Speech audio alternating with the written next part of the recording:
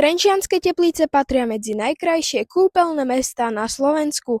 Už pri príchode navštevníka privíta pokojná atmosféra, množstvo zelene a príjemné prostredie, ktoré láka na oddych.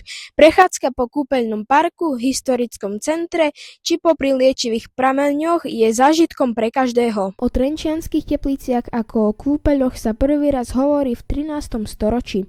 Mesto očarí mnohými zaujímavosťami, ako napríklad unikátnym lesoparkom, prezliekárňou v Maurskom slohu, medzinárodným filmovým festiválom alebo pitným prameňom s termálnou vodou. Najväčším vizuálnym lákadlom je bez pochyby hamam. Tento architektonický chvost z konca 19. storočia vás svojim orientálnym štýlom okamžite preniesie do rozprávky 1001 noc. Trenčianske Teplice sú miestom, kde sa spája história, príroda, liečivá sila termálnych prameňov. Každý, kto hľadá oddych, krásne prostredie a zaujímavé pamiatky, si tu určite príde na to svoje. Z Trenčianskych Teplíc Sebastian Novák, Myšiak Media.